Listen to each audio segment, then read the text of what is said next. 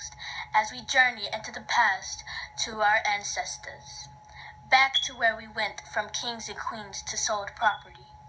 We will take a voyage into the minds of first-generation migrators, as well as those who experimented who we were and what we became.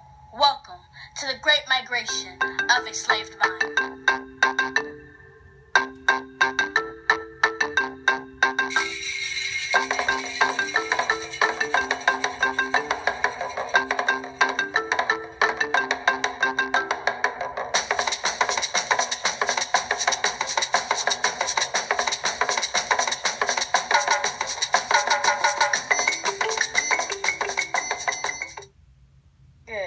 Please state your name. Veronica Glenn.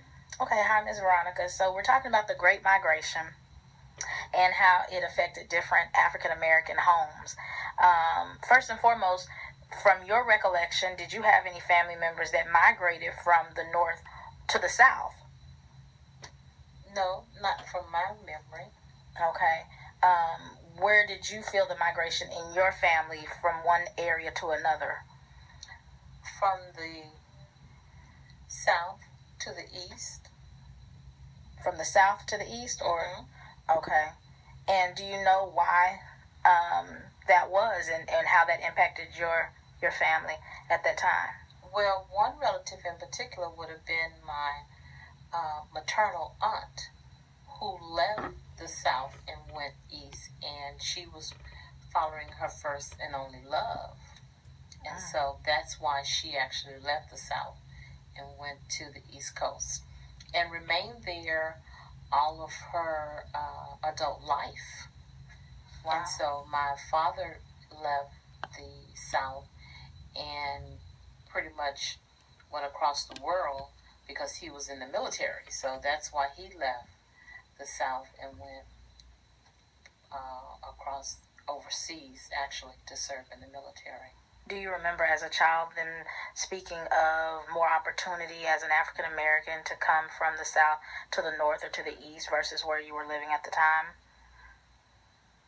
I think it was more advantages for African Americans to go north because the opportunity was greater in the north than it was in the south. You have to realize that there were more plantations in the south at that time, and so when my ancestors was looking for freedom, then their mindset was to leave the South. But a lot of my ancestors did not leave the South and go north or west. Just a very few percentage of them left. Why do you think that is? I think at the time the fear of going to the unknown had set in, and so I think my grandfather was probably of the mindset and the teaching that if you didn't leave to go into the military, you didn't know what you were leaving to go into. And so I think fear was instilled into them as to not to leave the South. So as it goes back to our title of this whole documentary, although they were free and they were migrating, they were still a slave mind. Yes. Thank you for your input. You're welcome.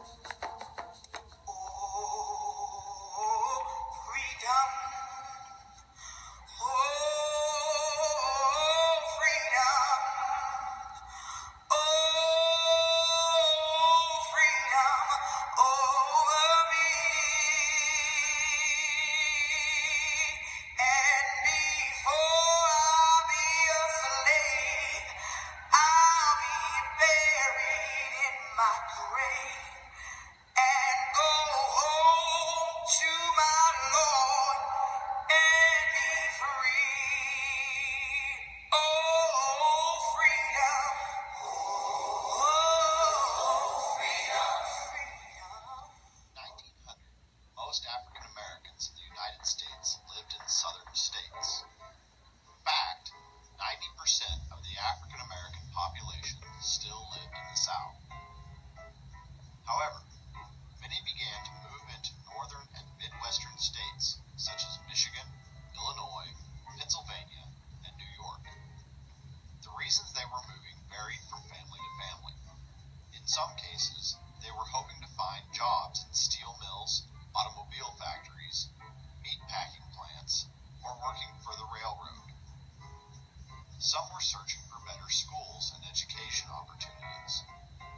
Others were hoping to escape the racism and violence that African Americans were experiencing in the South. Most who left the South were heading for larger northern cities. Chicago, New York City, Detroit, Philadelphia, Pittsburgh, and Cleveland all experienced significant surges in population. For example, in 1910, the African American population of Detroit was approximately 6,000. By 1930, this number had increased to 120,000. Nationwide, only an estimated 740,000 African Americans lived outside of the South in 1900. As the 20th century progressed, this number eventually rose to more than 10 million living in other regions of the country. The Great Migration was one of the largest and fastest movements ever by a group of people who were moving from one part of a nation to another. This is especially true when considering that the movement was not caused by some kind of immediate threat or danger. This migration had many different ramifications for the nation. As black populations rose, many northern cities became increasingly more integrated. African Americans were working alongside recent European immigrants, as well as other white residents.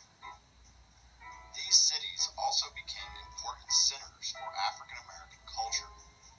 Newspapers, churches, businesses, and political organizations were all established by African Americans as part of a movement to redefine black culture. Harlem became the center of much of this activity. Musicians, artists, and writers flocked to the area, bringing about the era that would eventually become known as the Harlem Renaissance. You may write me down in history with your bitter, twisted lies. You may trod me in the very dirt, but still like dust, I'll rise. Does my sassiness upset you? Why are you beset with gloom? Just because I walk as if I have oil wells pumping in my living room. Just like suns and like moons, with the certainty of times. Just like hope springing high, still I rise. Did you want to see me broken? Bowed head and lowered eye, shoulders falling down like teardrops, weakened by my soulful cries. Does my sassiness upset you?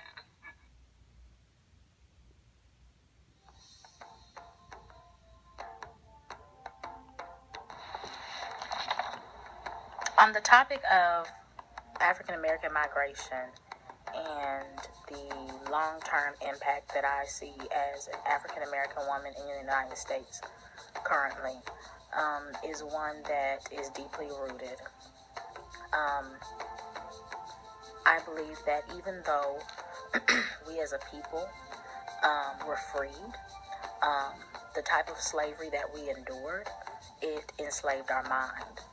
And so, although my ancestors, my people, migrated and were free, and some of them tried to look for new opportunity in the northern and western states, their mindset, their way of living, their way of doing things was very much so deeply rooted in the South, and that is all they knew.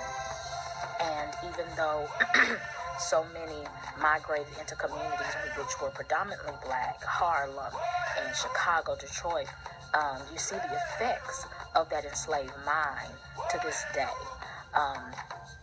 For instance, from my opinion and from what I've observed, even though we are free, it's hard for us to help each other. It's hard for us to share information with one another.